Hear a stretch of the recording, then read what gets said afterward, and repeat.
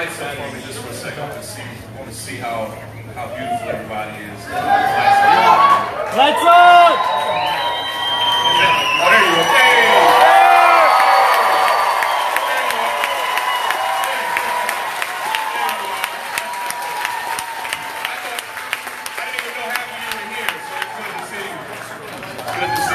I flew in from New York. Glad to be here in Los Angeles. I love Los Angeles, and today we really have something special for you.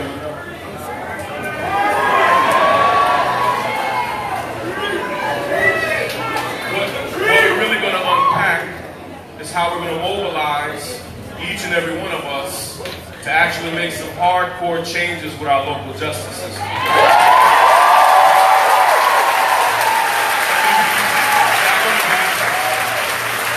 Sorry if I stepped in front of you. Thank you so much for being here with us. Thank you. But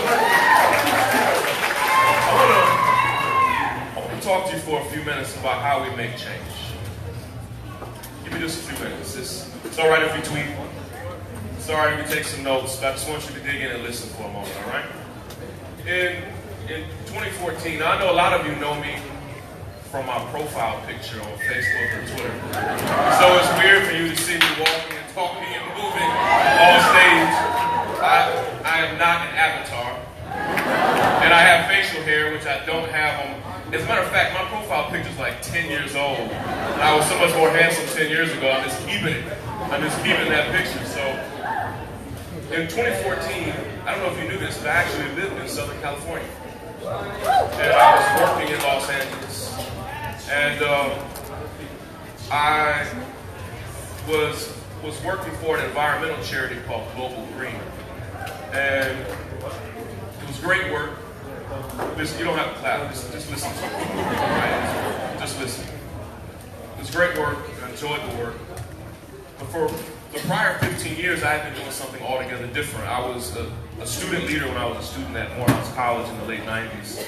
And we had fought against police brutality even when I was a student. I was student government president at Morehouse. And in 1999, many of you may remember this, there was a young man, a 21-year-old young man in New York named Amadou Diallo, who was shot 41 times on the doorstep of his home, and a group of students and I from Atlanta drove all the way up to New York to join protests standing up for Amadou and his family. But I never saw what happened to Amadou with my own eyes.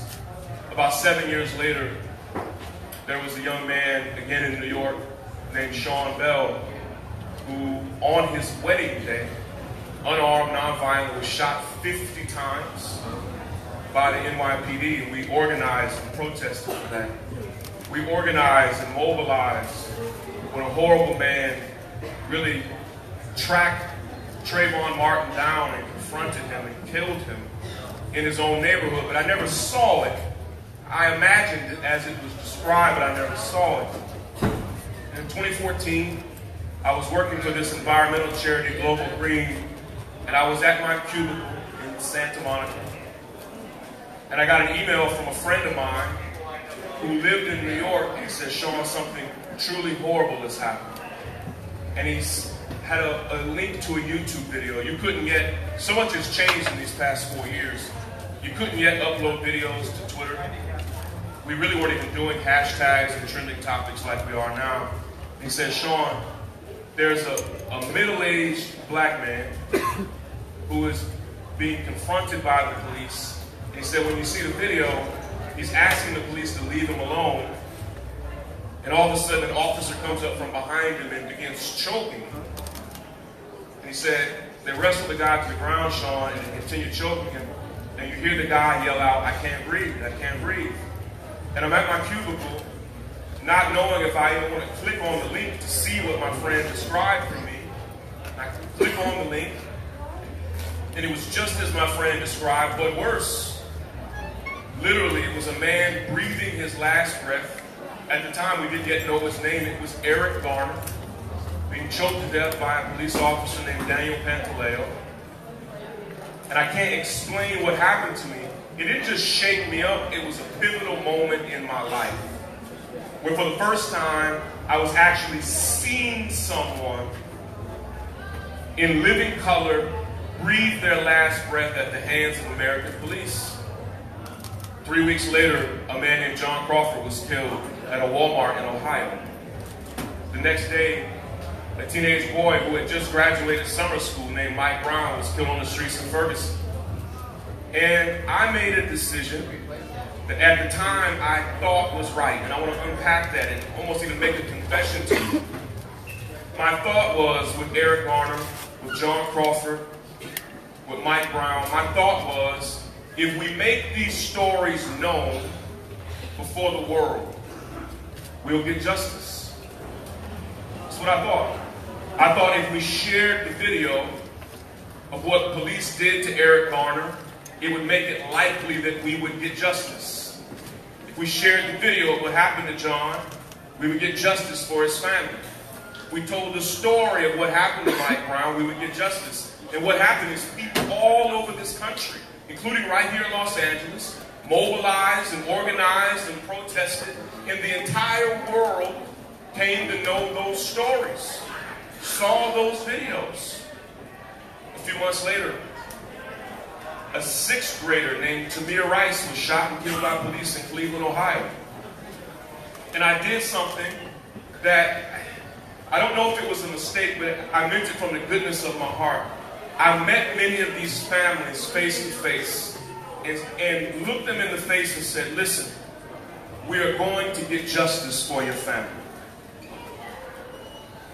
And there wasn't a single part of me looking at them saying, listen, hold on, hang in there, we will get justice for your family. There wasn't a part of me that thought I was exaggerating. It didn't even occur to me that millions of us around the world would mobilize for these families and we get no justice at all.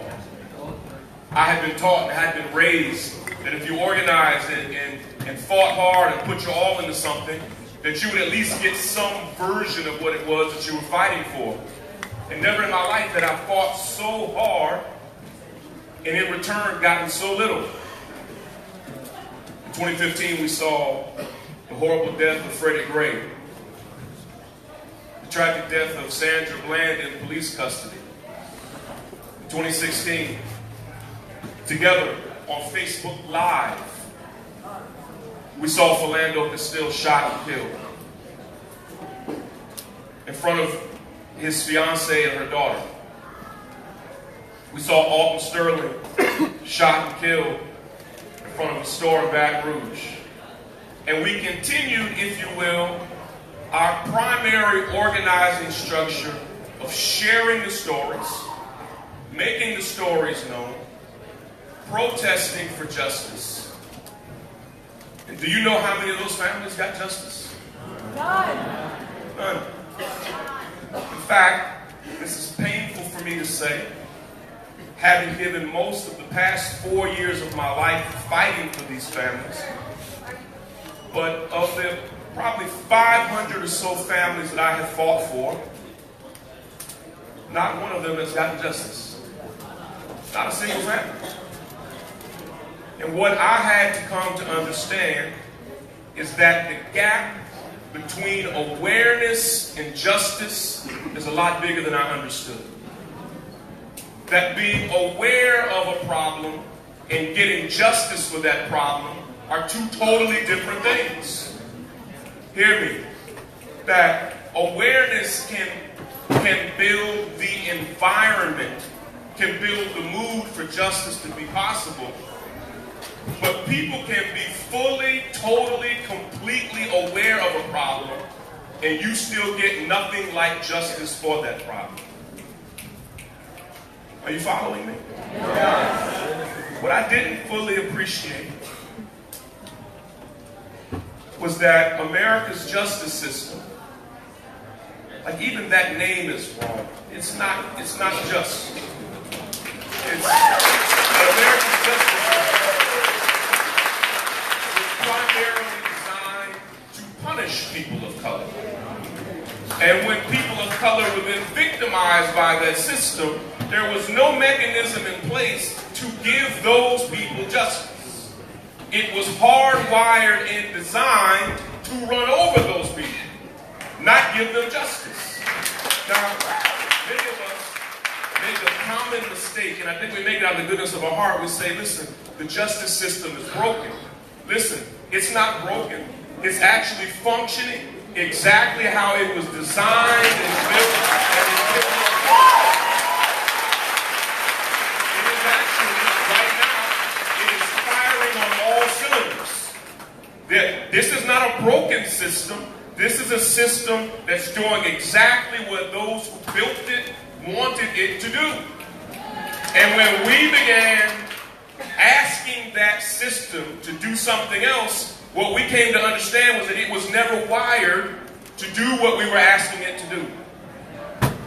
I want to present to you quickly 4 things that we need to do to make change. And then I'm going to introduce all of you to some amazing women in this city who are actually making change happen. And I want to invite you to partner with them to do the work, and then you're going to hear her. All right? Go with me just for a second. The 4 things, at least 4 things you need to make change happen. The first thing that you need is you do need people, and they need to be energized. Now here's the problem.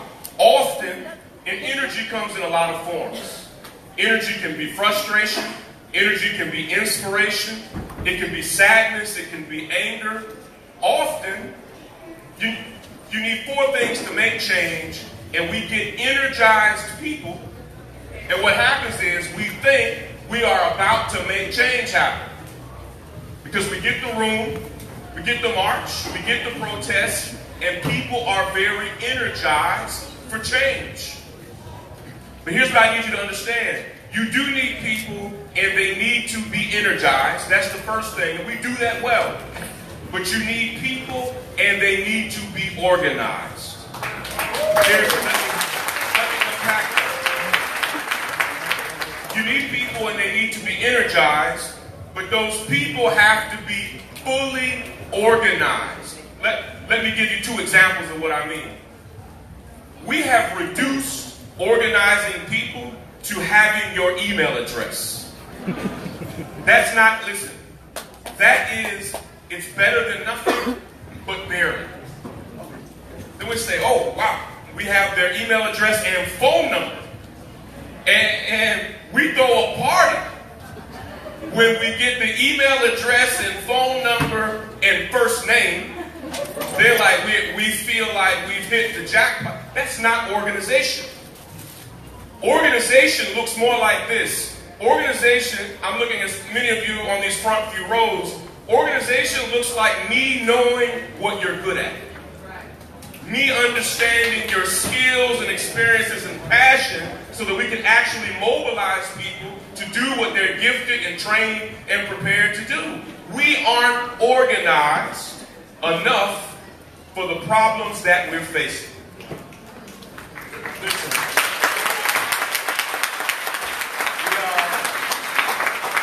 We're highly energized. Energy comes in a lot of forms. We're highly energized, but often poorly organized. When I've emailed, and many of you have taken surveys that I've sent out, and I've asked you to tell me about the local organizations that you are part of, most of you say, Shaun, I care about injustice. I'm bothered by police brutality. I'm bothered by mass incarceration. But I don't know what to do about it. We have to be able to be energized and organized. Here's the third thing that we need. You need energized people, you need organized people, and you need a plan that is as sophisticated as the problem itself. Listen, what I've come to understand is that America's justice system is incredibly sophisticated. We have 20,000 police departments, 10,000 jails, 2,200 district attorneys. And we often use this number. We say there are 2.3 million people who are currently incarcerated, and that's about true. but over the course of a year, over 10 million different people are incarcerated in this country. So I encourage you, when you're using numbers, say 10 million. Because that's how many people over the course of an average year in this country are incarcerated at any given point in time. 10 million people. And if I passed the mic around and asked you to repeat back to me the plan to fix the problem, most of us could probably write it on the back of a napkin. Now, what you're going to learn in a minute is that there actually are sophisticated plans for change that are happening right here in Los Angeles. And we're going to unpack those plans for you.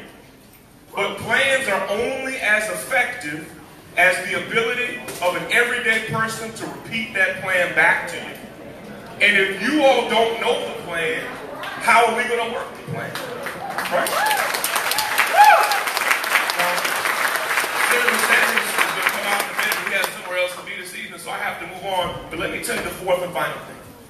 You need energized people. You need organized people. You need a sophisticated plan for change. Our plan needs to look more like a book, not a single page on a website. Our plan has to be sophisticated. The last thing that we need is we need money. We need a lot of it, because those who mean us harm aren't just spending millions. In this city alone, they are spending billions of dollars to fund systems of mass incarceration right here in Los Angeles. Billions.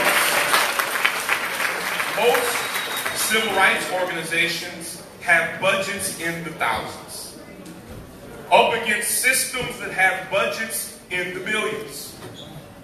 Now, I do want to tell you about one organization that has energized people, organized people, sophisticated plans, and a whole lot of money. Who do you think they are? Black Lives Matter. A whole lot of money. You missed that last part. A whole lot of money. It's the NRA. We can move. Right. I feel about them the way you feel about them. But what you need to understand is that they are so effective that a man can kick out the window of a hotel in Las Vegas and shoot 541 people and nothing happened about it. That wasn't accidental. That's because there's an organization that is organized and energized with sophisticated plans and money to fund those plans. And guess what? It works.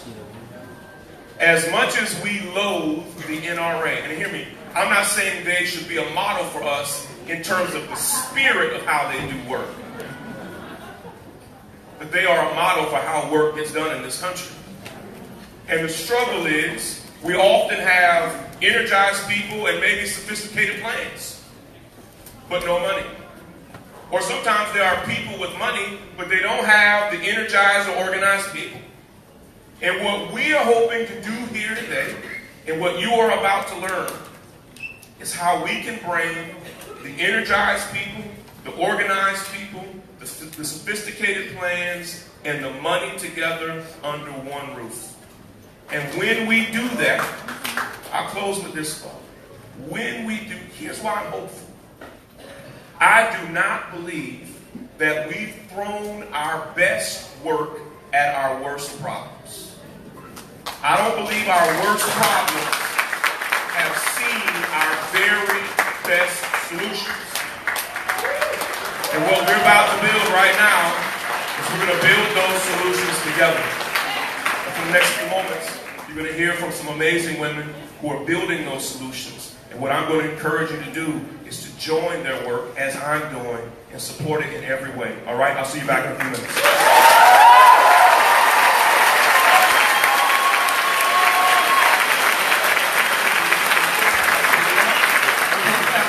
Black Lives Matter Los Angeles, the very first chapter of the Black Lives Matter Global Network. Melina Abdullah, everybody.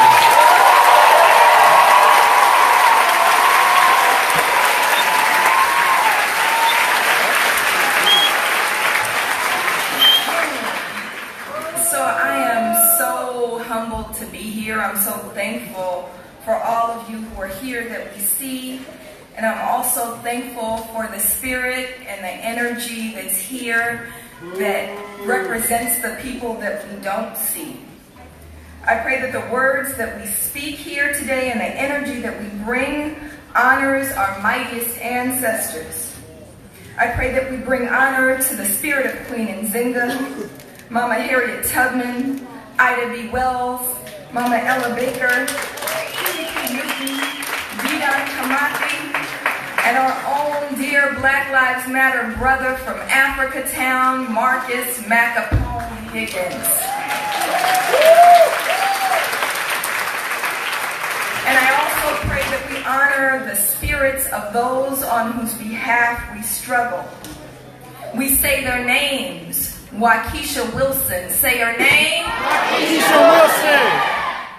Grishario Mack, say his name. Grishario Mack. Shailene Graves, say her name. Shailene Graves. John Horton, say his name. John Horton. Kenneth Ross, say his name. Kenneth Ross. Keith Bursey, say his name. Keith Bursey. Eric Rivera, say his name. Eric Rivera. Zelalem Iwanetu, say his name. Zelalem Iwanetu.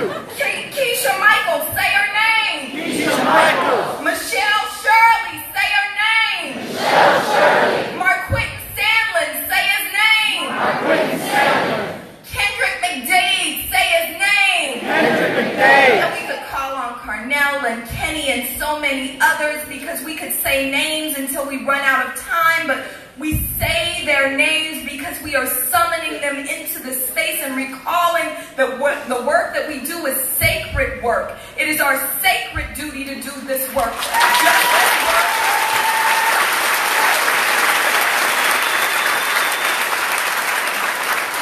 Justice work is not just about knowing what's right from our headspace. It's about knowing what's right because our spirit tells us every morning and every night that we have to get up and struggle in those names, yes? That's what we're committed to in Black Lives Matter, and I know we got a Black Lives Matter Los Angeles crew in the house. Can y'all make some noise? Yeah! Thank you for all of your work, and thank you for letting me speak on our collective behalf here today. So I was talking about this idea of making change. I was talking about this with one of my babas, one of my elders. His name is Onochi Chukwara. And he said to me in the way that he says, firmly but softly, he said, daughter, you can't make change. You have to force change. You have to force change. So I want us to embrace that. I want us to understand that change can't be made the way you make a peanut butter and jelly sandwich, right? That's not how change that's meaningful comes. Meaningful change comes because we struggle. Meaningful change means putting our bodies on the line. It means sacrificing something. This is about, that's what struggle is about. Think about Mama Harriet Tubman. She sacrificed something, yes? Think about what Brother Malcolm sacrificed.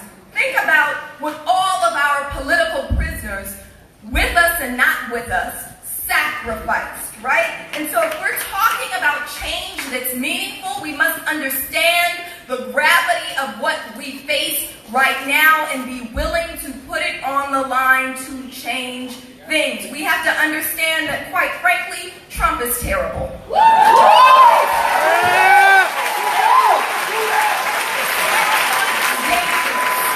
He's dangerous in terms of his rhetoric. He's dangerous in terms of his oppressive policies. And he's dangerous in terms of the violent white supremacy that he's whipping up, right?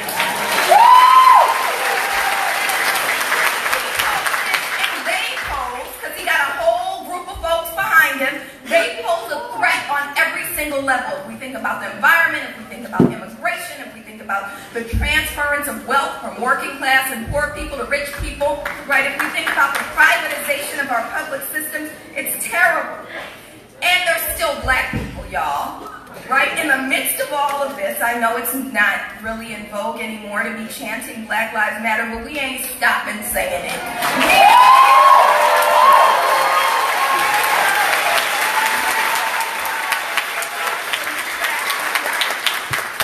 We are still black people. Black people are still being killed by police. Shaun pointed out that we are on track to be the highest year on record in recent history in terms of police killings, right?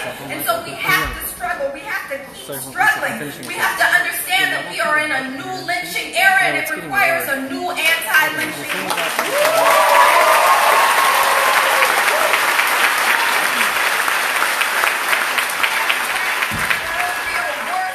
Now by every single measure than we were in 1968, according to a recent study by the Economic Policy Institute.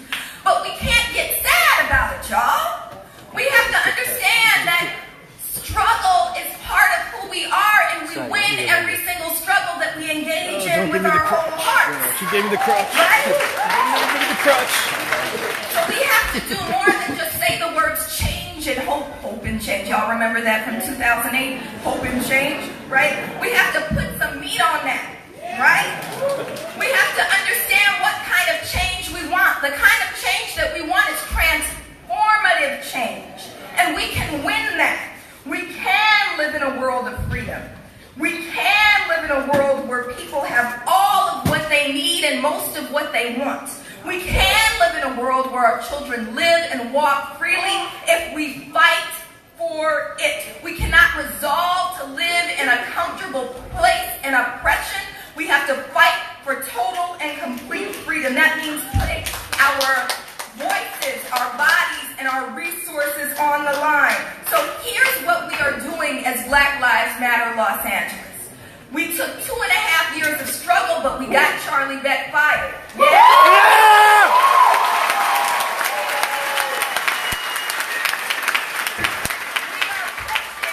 To get rid of this horrible DA who under 400 people have been killed by police, and not a single officer has been prosecuted. We are working to lift the veil of secrecy on police abuse, and we got Senate Bill 1421 out of the Senate, and it's now in the Assembly.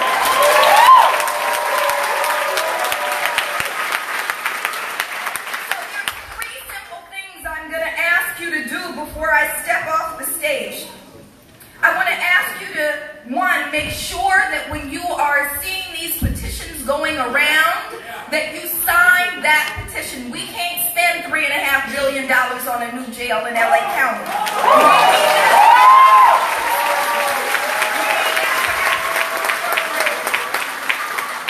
I want you to pull out your cell phones right now and go to bit.ly/by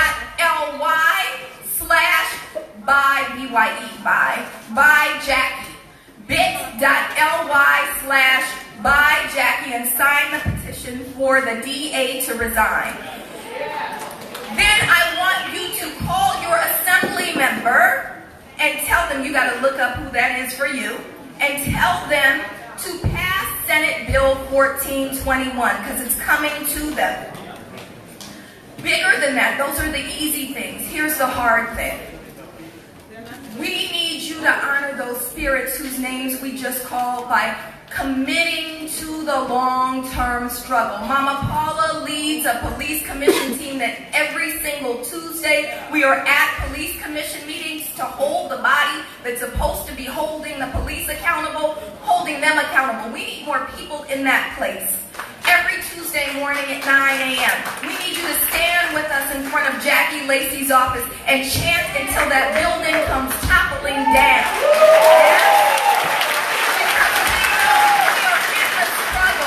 When we are in the fight for the long haul, there has never been a time that we didn't win. We won the fight to end chattel slavery. We won the first fight to end the first wave of lynching. We won civil rights. We won black power. We won women's rights. We won workers' rights, because when we fight, we win.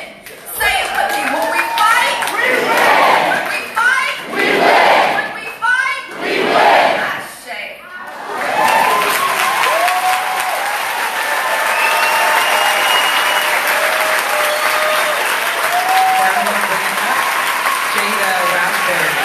formerly incarcerated activist and Deputy Director of Dignity and Power Now. Give it up for Jada Raspberry.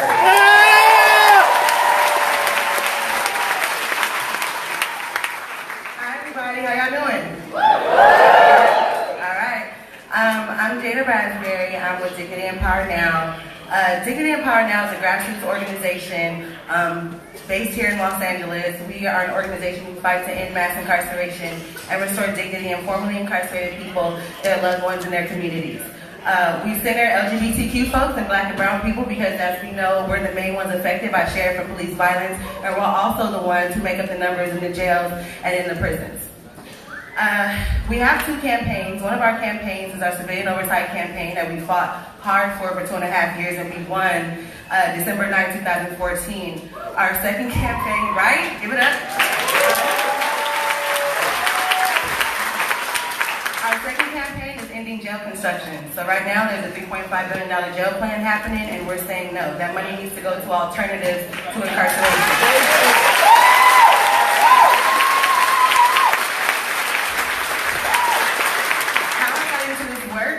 I did 6 years in Valley State Prison for Women, and upon coming home, I needed to do something.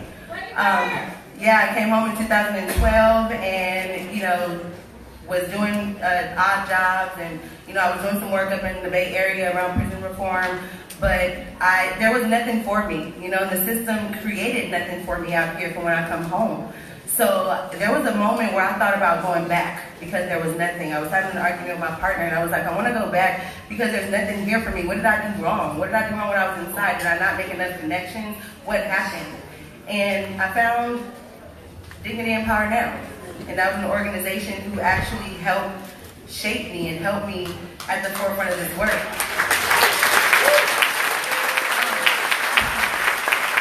But what really put me face first into this work is in 2014, a very, very close friend of mine passed away in CIW prison due to medical neglect.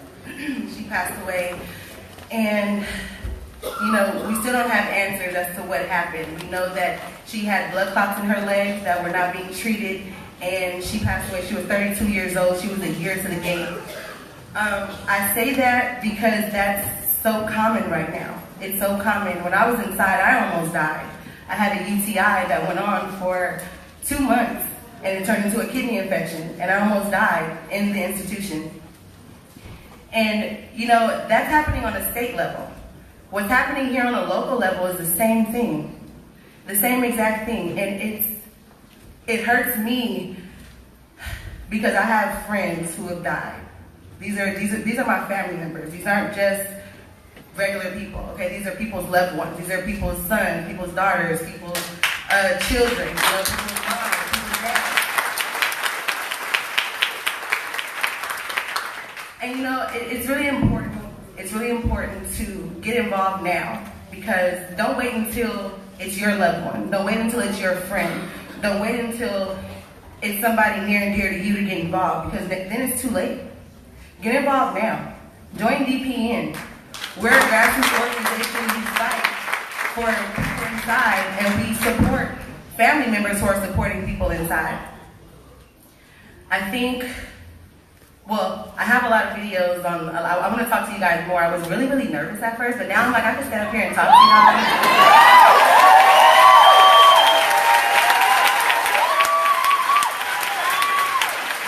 I feel so welcomed right now, and I really appreciate, you guys receiving my story right now.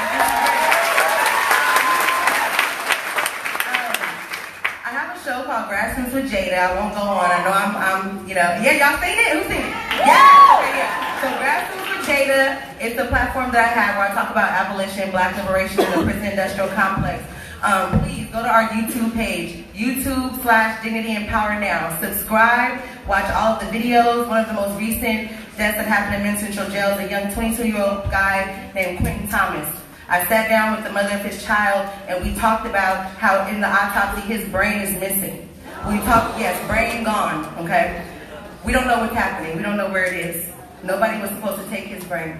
So that's the latest video that I have on there. Please go and watch it. Subscribe to our page and check out my show. I'll be talking a lot more about this messed up system and what I'm doing about it. So thank y'all.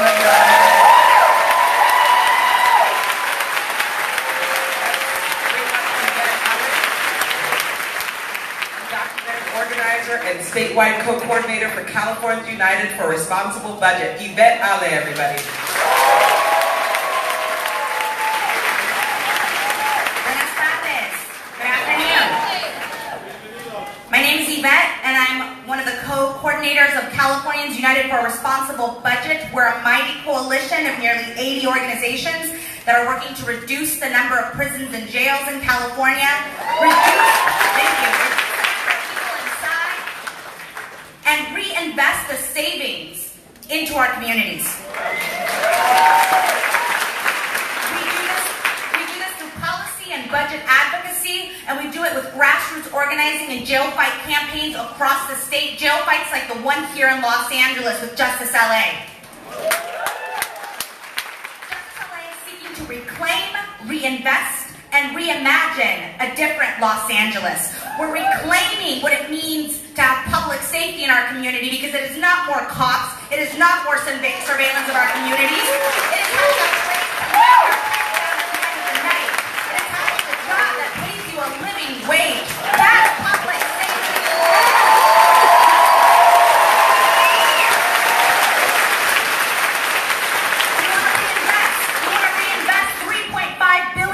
That the county is set to waste on 2 new jails and invest in alternatives to incarceration. And we want to reimagine a Los Angeles free of cages. No cages in Los Angeles. We have to be bold with our demands, and we have to be fearless with our imagination, because the opposition is fearless in the ways that they are reimagining Los Angeles and creating that alternative. One of the most vivid examples of the way imagination can be transformative is in Ted Conover's book, New Jack. Conover is talking to a prisoner he calls Larson, who is locked up in Sing Sing, one of New York's most disgusting prisons, kind of like Men's Central here in LA. There has been a news story that the governor of New York is going to spend money on building new, clean prisons. And Conover is surprised that Larson opposes the spending. Larson explains, anyone planning a prison that won't be built for 10 to 15 years is planning to build a prison for a child. They are planning prisons for someone who's a child right now. You see, they're already giving up on that child. They already expect that child to fail. But what if we could keep that from happening? If that child could go to a good school and his family can stay together. But why are we spending money on a prison? Los Angeles, why are we spending money on 2 new jails? When 50% of the people locked up in our jails are pre-trial, that means they are innocent. They have not been convicted, and they are sitting in our jails because they cannot afford to pay bail.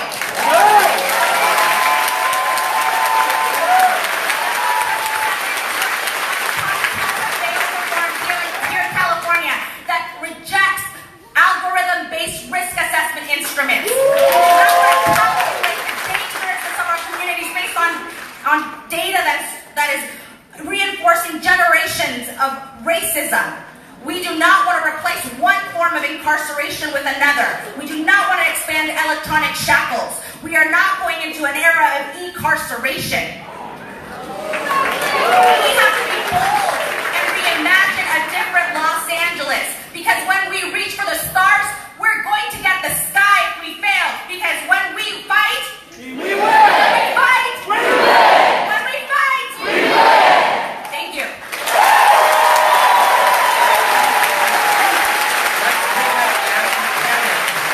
Director of the Northern LA Jails and co-founder of National Black Justice Coalition.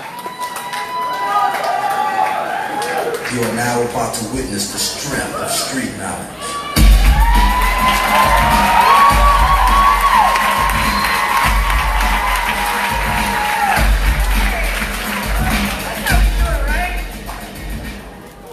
Thank you, LA, but I gotta say, what's up, South LA, Compton, Inglewood, and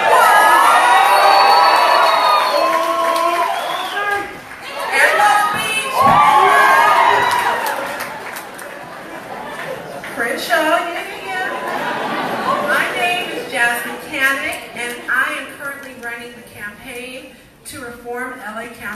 jails. A little known secret, black women run for office, but they also run campaigns too.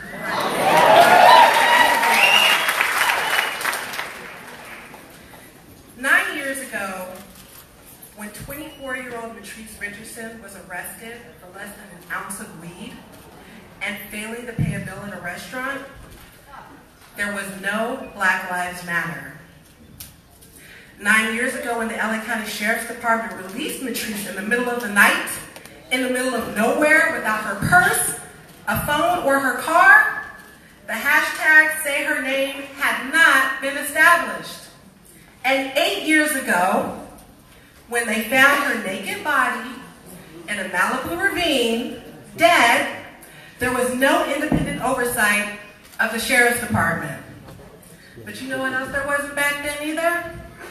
There were no answers, there was not an explanation, or even the acceptance of responsibility in her senseless and preventable death. Nearly 10 years later, we still don't know what happened to Patrice, other than she was arrested for something today that most police officers would not even bother with. Her name was Patrice Richardson. Say her name. Say her name. Patrice Richardson. Reform LA Jails is about making sure that there are no more Patrice Richardsons, that there are no more suicides in our jails. That when the family, that when the family of 16-year-old Anthony Weber, who was shot and killed in South LA by sheriff's deputies, asked why was he killed, that they aren't told by a sheriff's captain that they don't deserve anything. It's about transparency. And let me be really clear. It's about that real transparency, not that evening news, let me save face right quick, and say what we're doing and we're going to get transparency and accountability. It's about real transparency.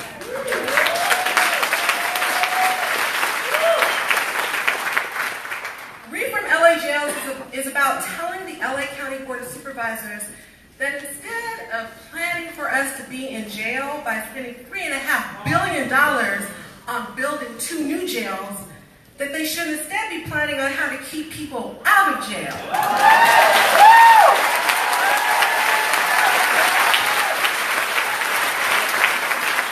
We want alternatives to incarceration for the mentally ill and the homeless.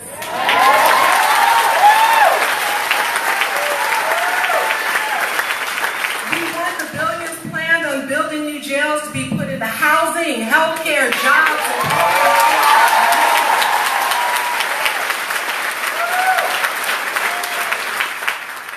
and something else. Minimum wage isn't the only wage that we want to see raised. It's a damn shame that in 2018, General Relief, GR, is still only $221 a month, and that too has got to change. If the County Board of Supervisors spend more time addressing these issues, the jail population would be reduced and there'd be no need to build new jails. The great Bay Area philosopher E40 told us that everybody has choices. I have a choice. You have a choice. We all have a choice. And this year the choice could not be more clear. It is time to reform LA jails.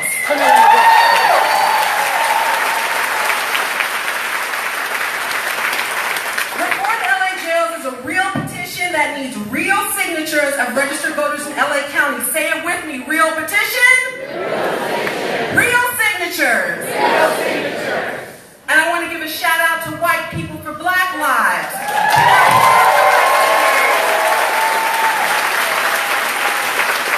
Who are here with us today gathering your signatures for the Reform LA jail petitions.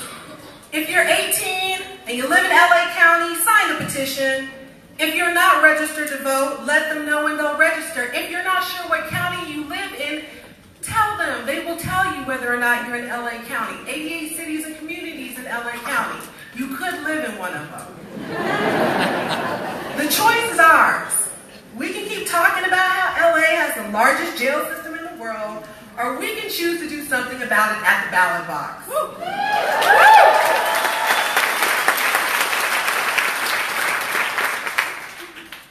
In closing, a wise man from Pomona told the world that if you stay ready,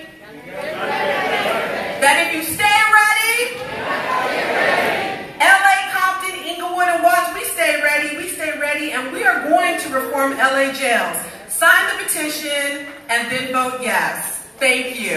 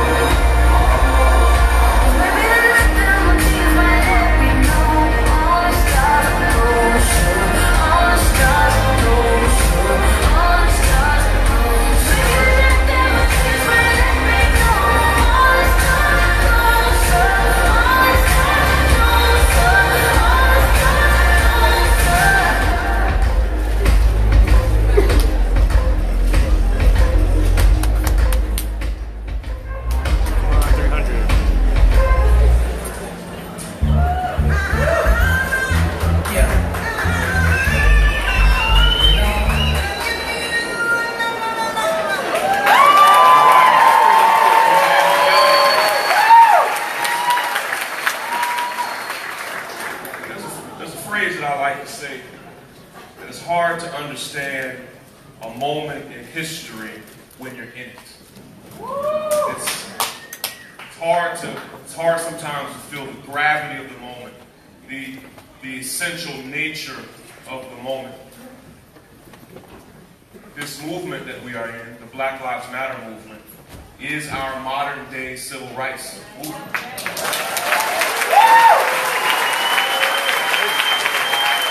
And if you did not know this, there is a wonderful, brilliant black woman from Los Angeles who is the co-founder of the Black Lives Matter movement.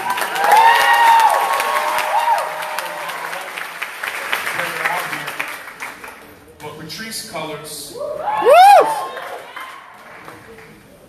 is not only one of the most highly skilled organizers and artists, in spite of being called a terrorist, which blows my mind. And let me do a quick plug for her New York Times best-selling book. Listen, you go to your local bookstore when you get a moment. I'm not necessarily going to plug the one company that also sells a lot of books online right now. But maybe there's a local bookseller. Just do what you have to do. Search her name and find her book, When They Call You a Terrorist. And you need to read it. What you're going to find is, and colleges across the country are beginning to actually integrate her book into their classrooms. Yeah!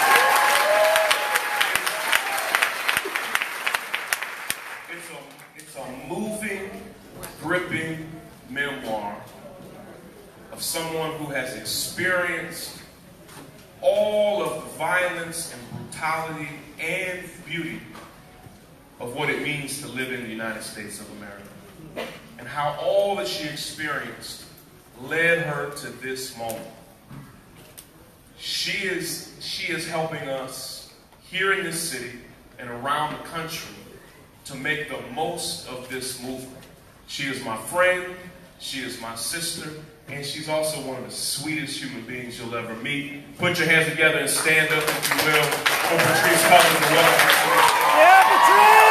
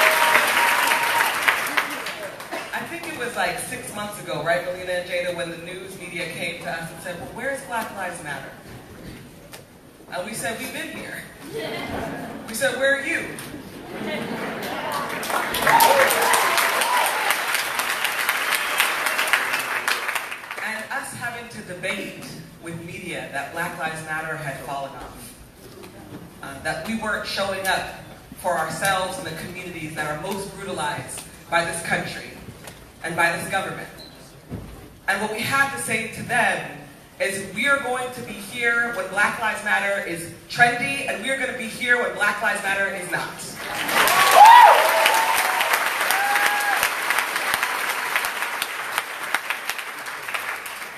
That we are going to focus our efforts on the local, where the local fight is some of the most important fights. Where people like Jada Raspberry who show up and survive 6 years of imprisonment. And comes out to the audience and says, join this movement. The movement that is about fighting for those most marginalized, not just in this country, but right here in Los Angeles County.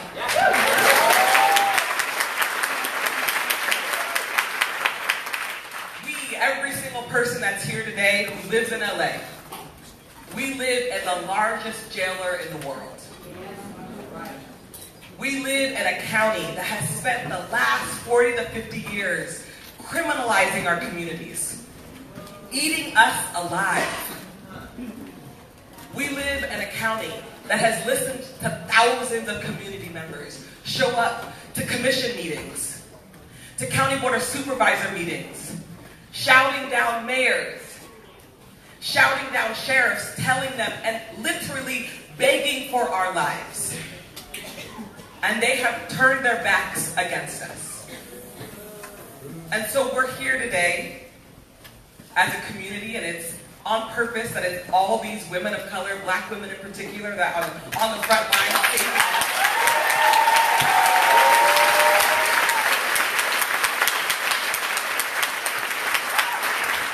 There isn't a gay agenda or a women's agenda. These are the people that are doing the work.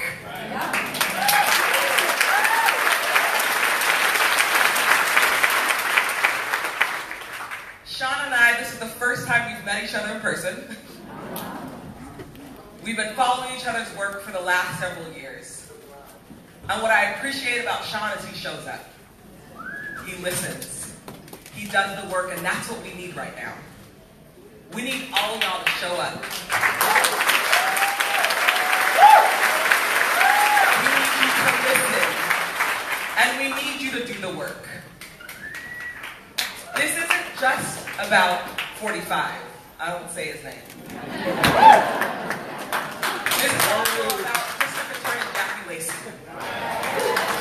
This is also about Sheriff McDonald.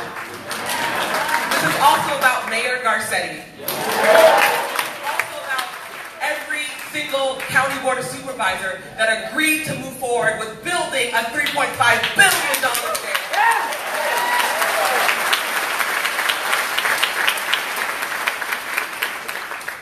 6 years ago, when I started Dignity and Power Now, I was bright-eyed and bushy-tailed, and this reporter said to me, well, what are you all fighting for? And I said, well, we want civilian oversight of the sheriff's department. And that reporter laughed at me. She said, you will never see that. Y'all know what happened? Yep. 2 years later, Dignity and Power Now won civilian oversight of the sheriff's department.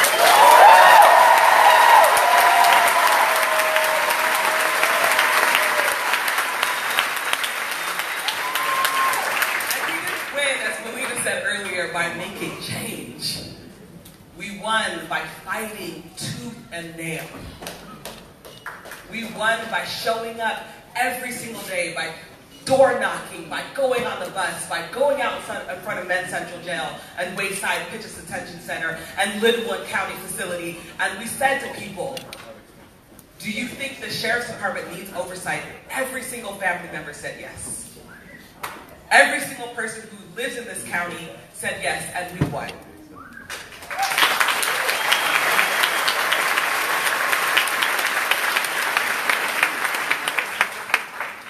I know Jazz Mechanic earlier talked about Reform LA jails and why it's so incredibly important that every single person, I think there's about 3,400 people here, that you sign the petition if you're a LA County registered voter, so that we can make sure two things happen. One, that commission that we fought for actually has legal powers. And two, that commission that we fought for has the ability to develop a report that actually looks at how would we spend $3.5 billion. None of us want to spend it on incarceration. And so we need this commission to do the reporting because we've tried to ask our supervisors to do so, and they've said no. Lastly, I just want to take a moment to honor not just the folks who have fought long and hard for us to be in a building like this and to have a crowd that's outside. Y'all don't understand. This is the largest platform we've ever had when it comes to ending mass incarceration in this county.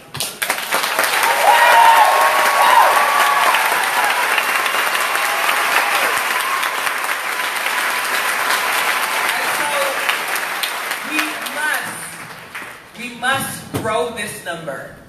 The movement doesn't end or begin here at the $1 million facility. This movement needs to grow.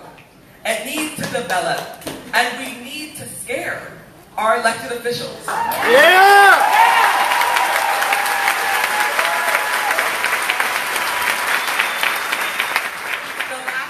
Say is when the LA County Sheriff's Department almost killed my brother. I told my brother and I told my family they messed with the wrong family.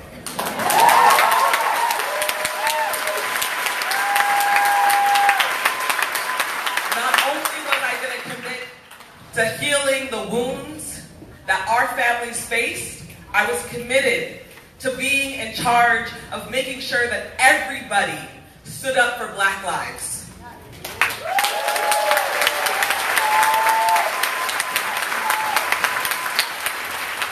And I want y'all to feel that. I want you to hear that. And I want you to take that and take it back into your neighborhoods. I want you to take it back into your neighborhoods and don't allow this administration, whether it's locally or nationally, to take your joy away. Thank you very much.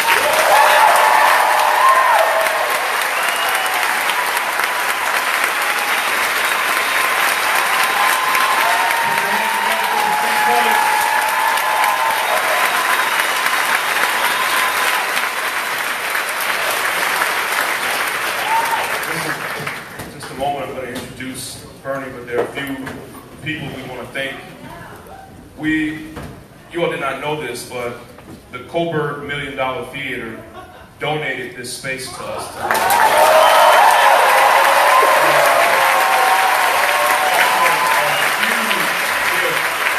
I know many of you kept saying, why doesn't Shaun find a bigger space? This is the only free space out there. And as I told you, you need organized people, energized people, you need a plan, you need a lot of money, and we're working on free space type of budget right now. So thank you to the Coburg $1 Million Theater.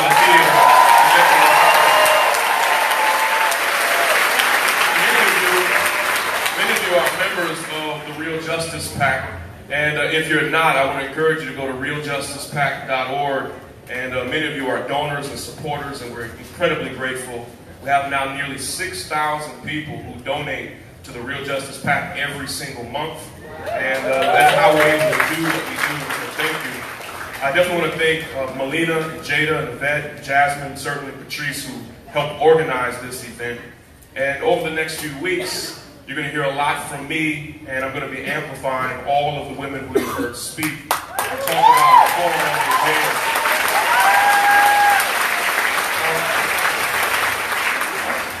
I want to talk to you for a few moments about Bernie Sanders. It's a different kind of introduction. I want to reject this idea that who Bernie Sanders was in the 1960s is irrelevant. Who you are, listen, who you are and what you do, who you are and what you do, what you fought for, and who and what you fought against is always very, very relevant. Now, 20 years, 30 years, 40 years from now, when people step up to lead, what they did and where they were during the Black Lives Matter movement is going to mean something. And we're going to know who was leading during this time and who was fronting, right? Dr. King once said that the ultimate measure of a man is not where he stands in moments of comfort and convenience, but where he stands at times of challenge and controversy. There are a lot of young people in the room today.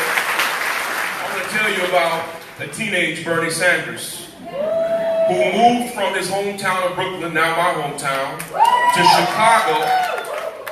He moved from Brooklyn to Chicago at the height of the civil rights movement. And it was the most tumultuous and challenging time this nation had faced since the Civil War 100 years earlier.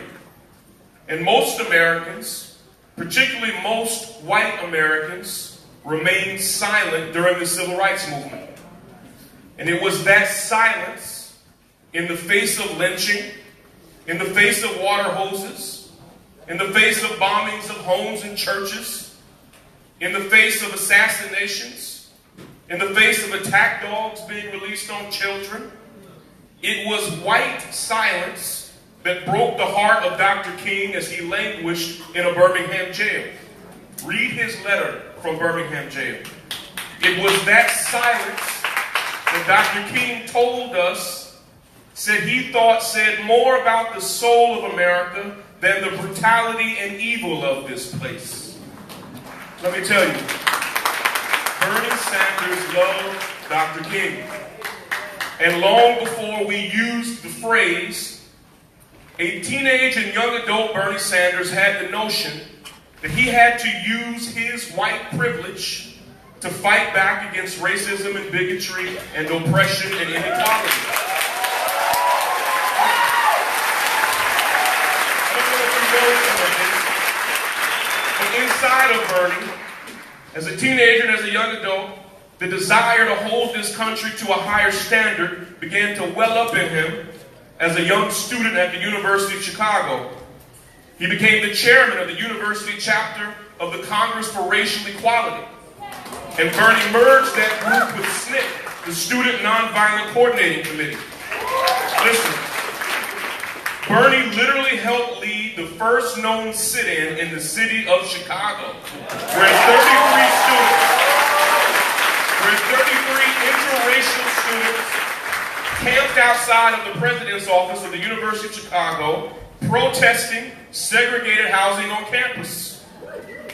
Did you know, disturbed by police brutality in Chicago, Bernie once spent the entire day blanketing the city with flyers about the issue, only to notice that he was being tracked by police who were following him and taking down the flyers. Bernie hates to tell these stories, and he probably hates me telling them right now, because he has resisted using these stories for political capital and personal gain.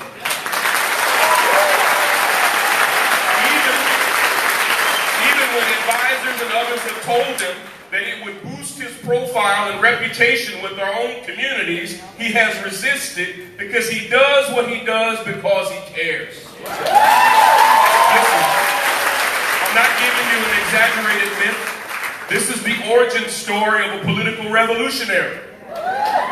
In 1963, 9 years after Brown versus the Board of Education, the white power structure in Chicago was still fighting against school equality like their lives depended on it. They literally treated black children in Chicago like they had the plague. Not only were black schools woefully underfunded, they were overcrowded and bursting at the seams. And at the same time, with every black classroom in Chicago past capacity, sometimes with school children sharing chairs and desks, a report found that 382 classrooms, white classrooms across Chicago, were completely vacant. And Mayor Richard Daley, who ruled Chicago with an iron fist and is still hailed as a Democratic hero to this day, and school superintendent Benjamin Willis decided that before they would let a single black child fill one of those vacant classrooms, they started putting raggedy trailers on the playgrounds and in the parking lots of black schools throughout Chicago. They started putting black school kids in those trailers. The trailers were scorching hot in the summer and bitterly cold in the winter. They were so cheap and poorly constructed that they often had holes in the floor, allowing rodents to come in and out at will. And those awful trailers became known around Chicago, and Bernie will remember this, as Willis wagons, named after Benjamin Willis, the school superintendent. And in August of 1963, just days before the March on Washington, the city of Chicago was about to install some more Willis wagons for black school children, and a brave group of local activists and organizers decided to put their bodies on the line to block the installation of those trailers. Out of his reverence for what the activists in the South were doing, Bernie has long since downplayed what happened here, but it took so much courage. Bernie side by side, primarily with black women, went to this space where they were supposed to be installing the trailers and refused to move. Don't tell me it's irrelevant. It is his origin story. Even when the Chicago police told Bernie that they would arrest him and forcefully remove him, he continued to refuse. And even when they decided to arrest Bernie and pick him up and carry him out of that parking lot so they could install those Willis wagons, the man kicked and screamed and resisted the entire way. Have you seen that photo of them carrying the young Bernie Sanders out of there? I love it. And that photo to me is not just who Bernie was, it's who he has been his entire life fighting against the system. He did much more than this. I can tell you a dozen stories, but today I wanted to tell you who Bernie was when it counted. Before we knew him, before he ever ran for office, before he was a national figure, he was always a fighter. He has always rejected the status quo. He spoke out against apartheid in South Africa before it was popular. And today he speaks out against apartheid-like conditions in Palestine, even though it's not popular.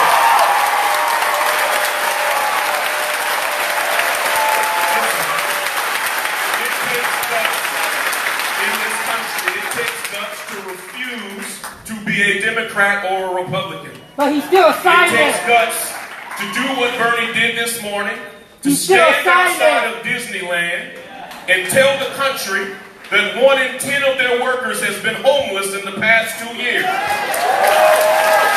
Bernie told them to their face that 2 out of 3 of Disneyland's workers are food insecure. That 3 out of 4 Disneyland workers don't even make enough money to afford basic needs, while their CEO literally makes hundreds of millions of dollars. Listen, I campaigned for Bernie to be president.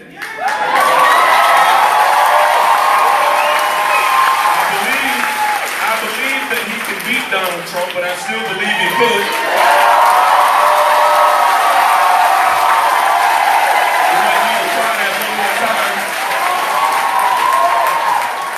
Tell you, and I'll close with this. I want to tell you that what touched me most about Bernie was on the campaign trail. I saw with my own eyes his love and support of my dear friend Erica Garner.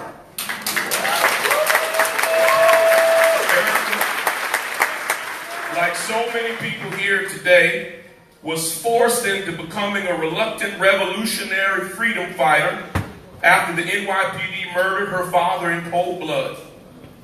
Now, Erica, excuse my language, children, she had a bullshit radar. She could see BS coming from a mile away. So many politicians looked Erica in her face and lied to her over and over and over again, saying what they were going to do to bring her family justice. And Bernie, listen to me, Bernie was literally one of the only political leaders that she trusted. And she loved Bernie. And she gave her life, literally passing away this January, fighting for justice for her family. And my very last conversation with Erica, I kid you not, was about how much both of us loved Bernie Sanders. It's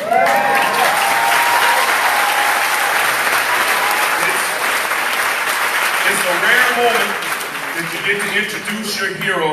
But ladies and gentlemen, please stand up, get on your feet, and welcome Bernie Sanders to our community.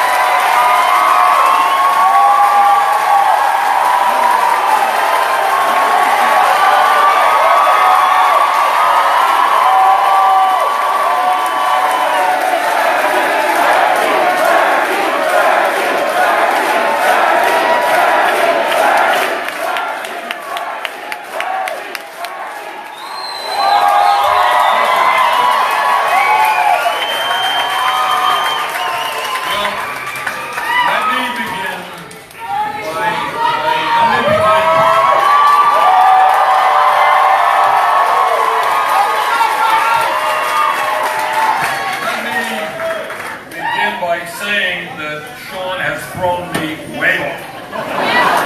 I spend my time writing these remarks, and then Shaun says all that stuff.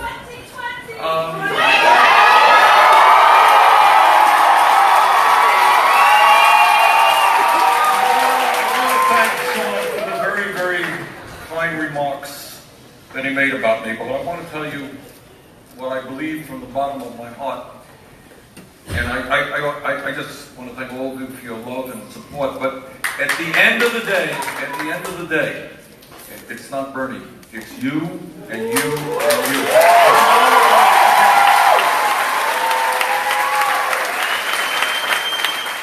You know, and I know, and everybody here knows, that real change never takes place from the top on down. It's not this person or that person. It is millions of people standing up, demanding change, and that's what we're about today. I want to say that it is a real honor. You know, sometimes people use that word, oh, it's an honor to be here. It is an honor for me to be here with heroes and heroines, people who have led this country in demanding that finally we address the crisis of a broken, destructive criminal justice system. It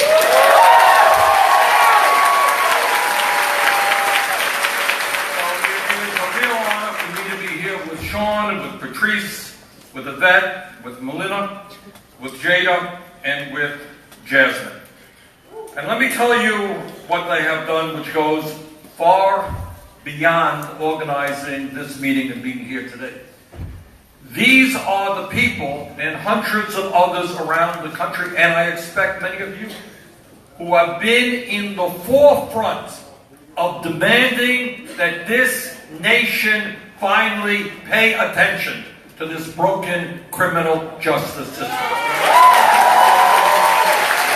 And as a result of their efforts, we are succeeding. All over this country, we are just beginning to see the American people stand up and make it clear that it makes no sense at all that we have 2 million people in jail today, more than communist China. That it makes no sense at all that those numbers are disproportionately African American, Latino, and Native American.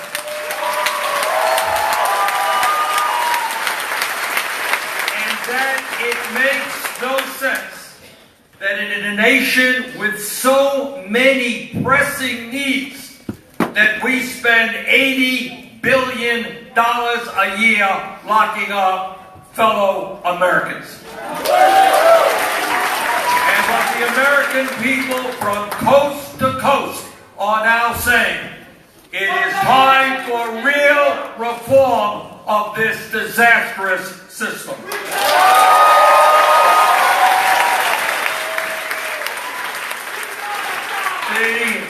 As all of you know, the Pledge of Allegiance talks about liberty and justice for all.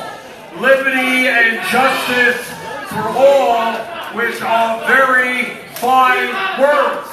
But what we are saying today is we want more than words. We want liberty and justice to be what this country is about.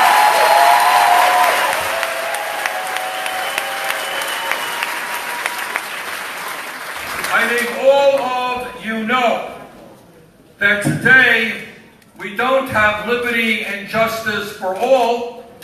We have one system of justice for the crooks on Wall Street whose greed and illegal behavior almost destroyed our entire economy and resulted in millions of people losing their jobs and their homes and their life savings. And somebody correct me here, but I don't recall that one of those crooks went to jail. That's right!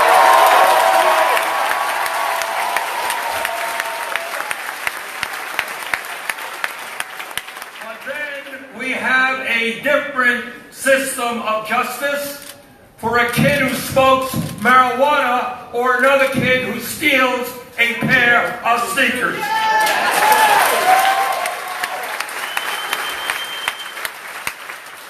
We have one system of justice if you are white, and another system of justice if you are black or brown or Native American.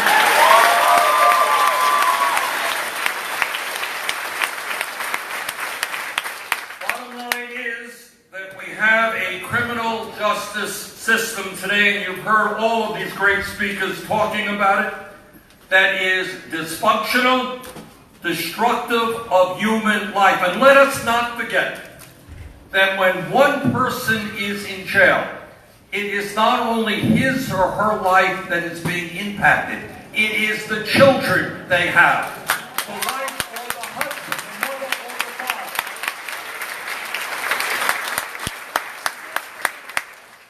The time is now for real criminal justice reform, and because of the people you have seen and heard today all over this country, we are beginning to move in that direction. And here in California, this Tuesday and in the coming years, you here in the largest state in America can help lead this country in the direction.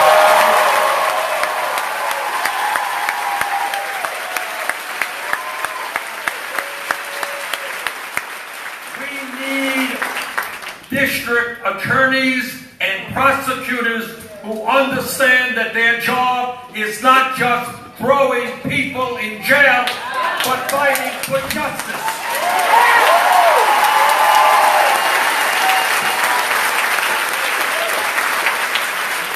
Let me just say a few words about some of the absurdities and the dysfunctionality of the system that we are experiencing today. And I got to tell you, 5 years ago, I did not know these things, like many Americans, but I'm learning, and I'm learning fast. Now, let's start off with this one. Today in America, as I mentioned, we have about 2 million people in jail. That is an incredibly large number. But of that 2 million people in jail, about approximately 400,000 of them are in jail for the crime of being poor. Not murder, not rape, not thievery, for the crime of being poor. Listen to this, and I know you've heard it. We have people by the tens and tens of thousands who are in jail today because they cannot afford cash bail. Now think about the insanity of it. You got somebody who is poor, maybe they have a minimum wage job, maybe they got an apartment, and they can't afford bail. They're not convicted of anything yet, they're charged with the crime. What happens when they are in jail is, of course, they're going to lose their job. Of course, they're going to lose their home. Maybe they'll lose their kids. How insane is that?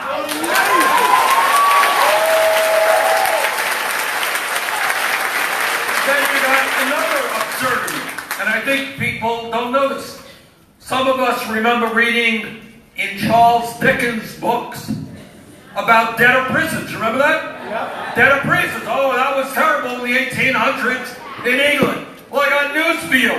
We got debtor prisons in the United States today. Somebody gets stopped by a police officer for speeding, and they get a fine for a couple of $100 perhaps. Maybe they have a number of traffic tickets. They can't pay those tickets. They end up in jail. Tens of thousands of Americans should not end up in jail because they can't pay a municipal fine.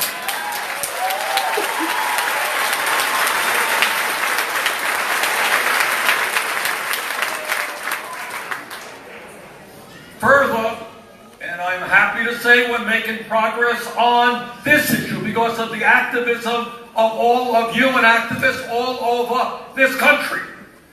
We have, as you know, had in this nation for the last 50 years or so a war on drugs. Well, let us call it as it is. The war on drugs has failed, and like every other war, it has destroyed a whole lot of lives.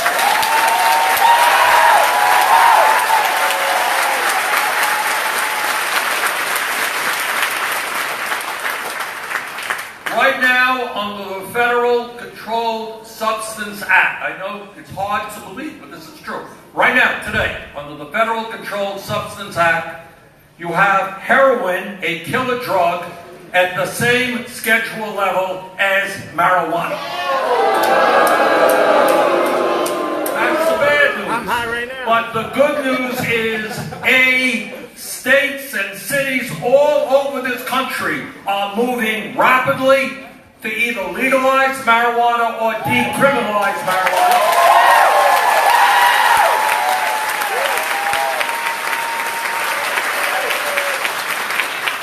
And even better, there are some communities now who are beginning to expunge the records of those people.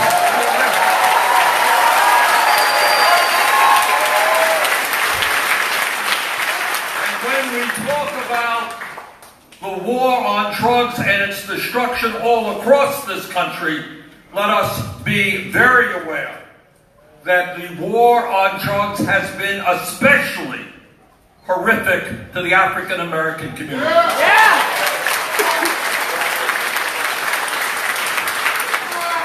Turns out that whites and blacks use marijuana at about equal levels, but blacks are almost 4 times as likely as whites to be arrested for possession. And I want you to think about what that means. I'm not suggesting that everybody who gets arrested for possession ends up in jail. That's not the case. But what does happen is you have a police record. So you are a kid, suddenly you got a police record, and then you go off for your job interview, and your employer says, hey, have you ever been arrested? You say, well, yes, I do. I have this record. And the employer may well say, well, we're really sorry. We have somebody else who can fill that job. How many young people have lost jobs or educational opportunities because of those records? So what we are doing now, because of your effort all across this country, we are making progress on ending this disastrous war on drugs.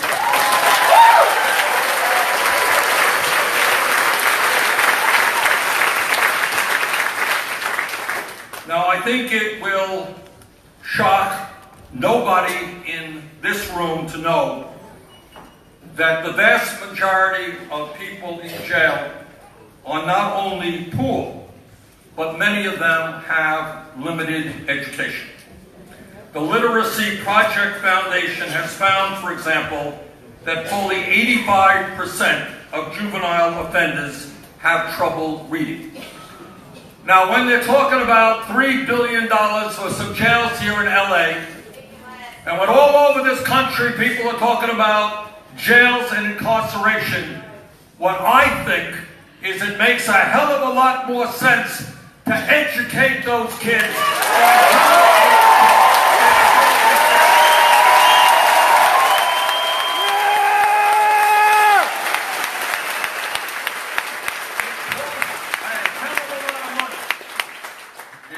A hell of a lot of money to lock people up in jail. That's right. In fact, I think on average here in California, it costs twice as much money to put somebody in jail than to put them in the University of California. I think our job is to demand not to spend $3.5 billion on jails, but to spend that money on the children, on education,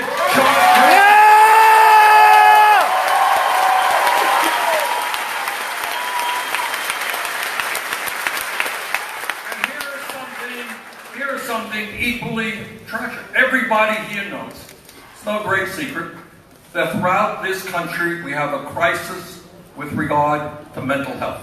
We have a crisis with regard to alcohol addiction, heroin addiction, opioid addiction, and other addictions. What we as a nation have finally got to understand is that mental health and addiction, these are health issues, not criminal issues.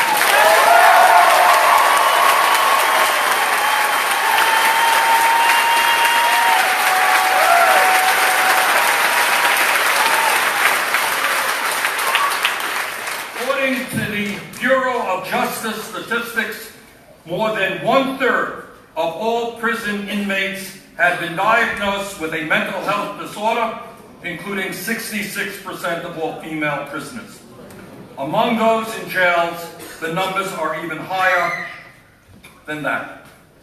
What we need to do as a nation for so many reasons is to help people deal with addiction, help people deal with mental health problems, not lock them up.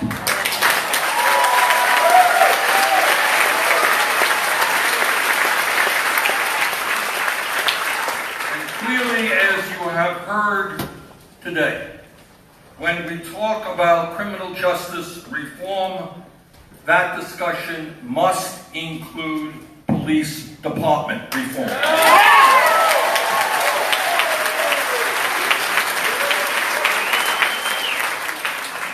All of us want to live in safe communities. We want to keep dangerous people off of the streets. But what we want are police officers who are well trained, who are professionals, who are part of the community.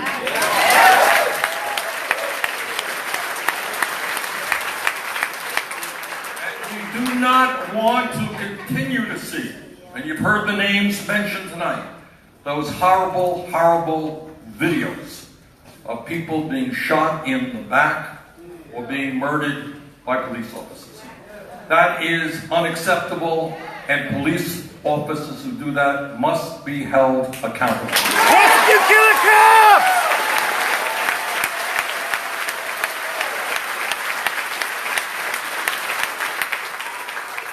It is a sad state of affairs when throughout this country police officers end up spending more time learning how to use their weapons than they learn how to deal with mental illness or breaking up difficult situations.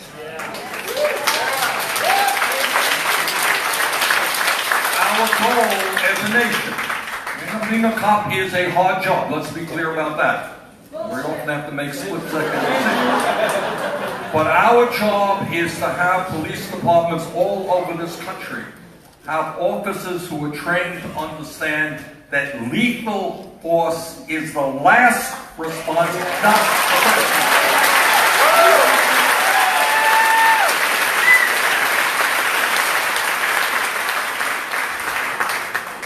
Another issue, it seems to me to be of importance because it speaks to the character of a nation, and that is the United States of America must join virtually every other industrialized country on earth in abolishing the death penalty.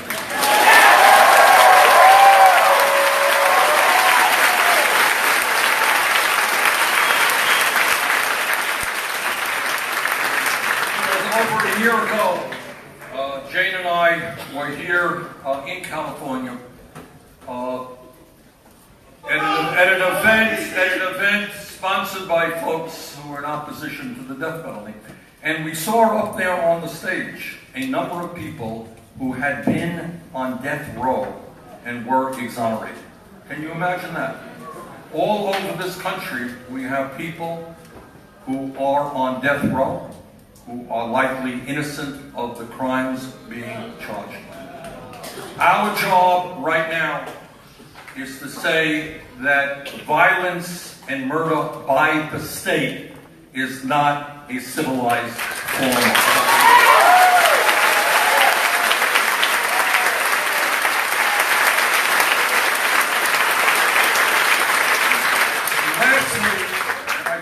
lot of people may not be aware of this, that when we talk about criminal justice reform, this reform has enormous political ramifications. Today, 6 million Americans have lost their right to vote because of felony disenfranchisement. 1.5 million of them live in the state of Florida. And some of you may remember a little while ago that a presidential election was decided by a few hundred votes in Florida. In Florida, Kentucky, Tennessee, and Virginia, more than 1 in 5 African Americans are disenfranchised. Overall, 1 in 13 African American adults are disenfranchised in this country.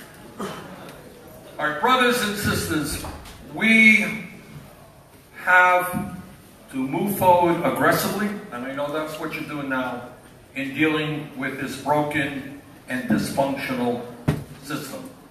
Our job is to understand the causes of crime, which have everything to do with poverty and racism and lack of education.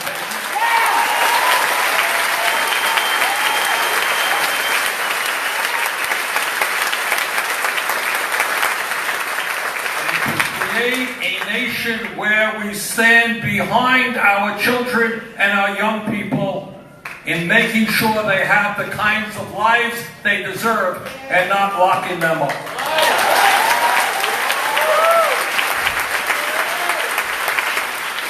So I just want to, and again, I am very, very humbled by being with you today because I'm around people who have spent the better part of their lives, in some cases, dealing with this issue.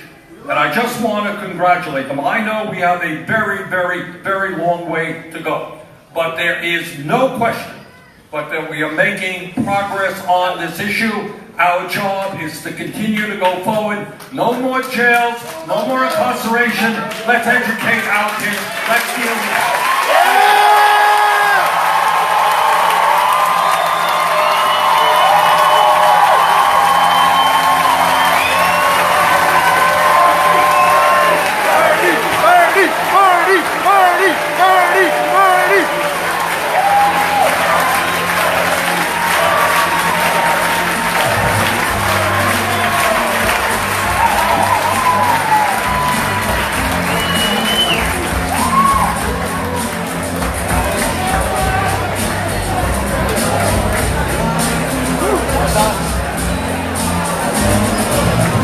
Hey everybody, just want to say thank you for following March and Rally, share and like. We'll see you guys next time.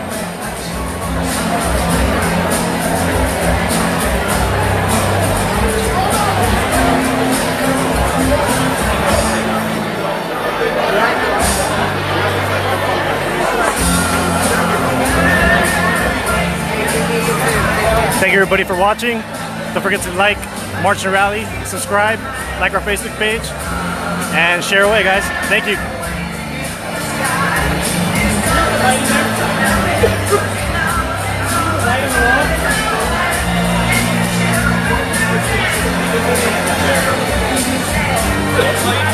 This live stream was brought to you guys by March and Rally. Hit like and subscribe. Share. Thank you, guys.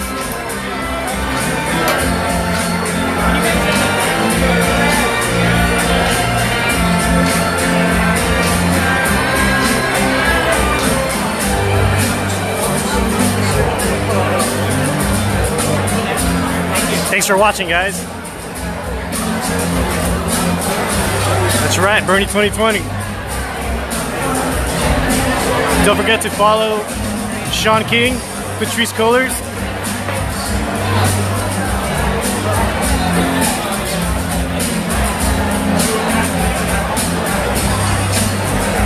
Like and share, guys. Join the movement.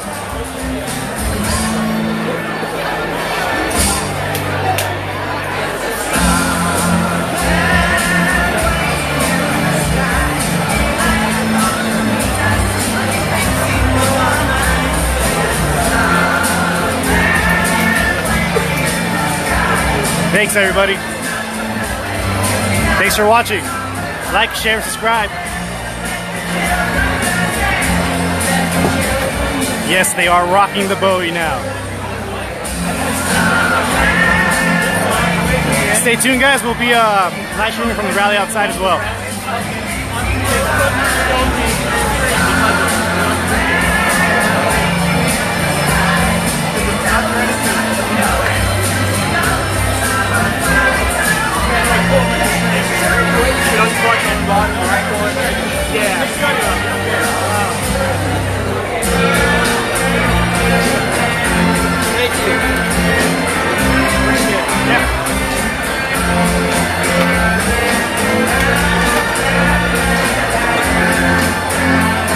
Whoa, from the UK. Thank you very much, guys.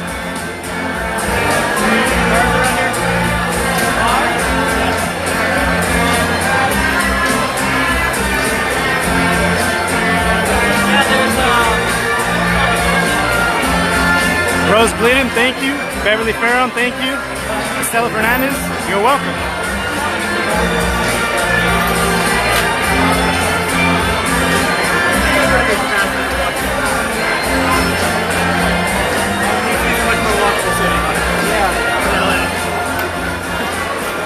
We see you, guy. Thanks.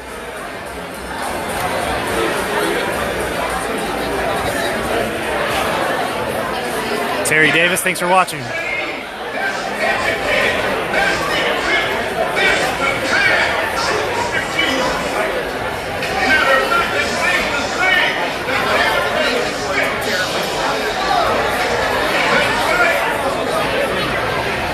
This live stream was brought to you by March and Rally.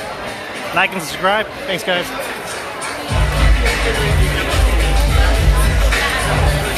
Thank you very much, Rita Lovell. You're welcome, Mona Taylor.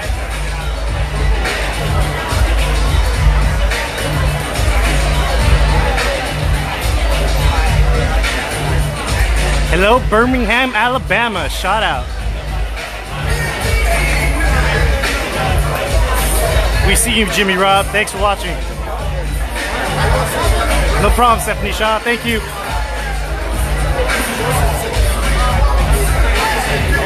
Tony Jacobs, thank you very much. Thanks for watching. Lakewood, Washington in the house.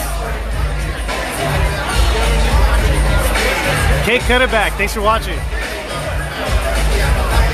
Westminster, Vermont, Linda in the house.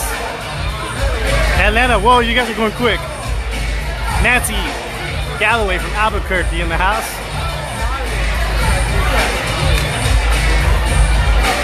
Michelle Babuki, thank you. Columbia in the house. Detroit in the house. Seattle, what? South Carolina in the house. Philly, we hear you. Granada Hills, Cali, baby.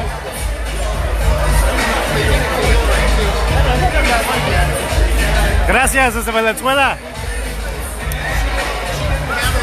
Grand Rapids, Michigan, we hear you. Bay Area, San Francisco, you in the house. San Antonio is in the house. Chattanooga, Bakersfield are in the house. Thanks, guys, for watching. Louisville, Kentucky, thank you very much. Santa Fe, New Mexico, thank you very much. New York City, thank you very much. That's me in the corner. Can't get in. Yeah. I guess you ended up getting that to work. Here?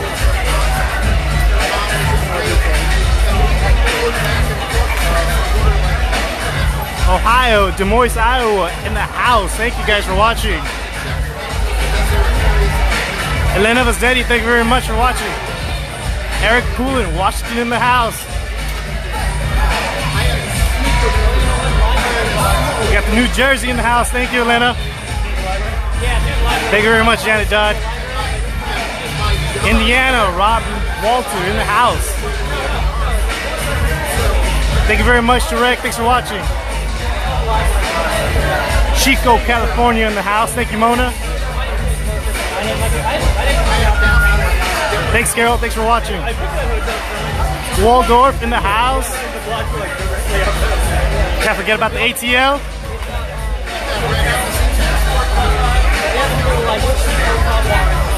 Alright guys, once again this is Marching Rally streaming for you. How to create change, real justice reform. Thanks guys, like, subscribe, and we'll see you guys next time.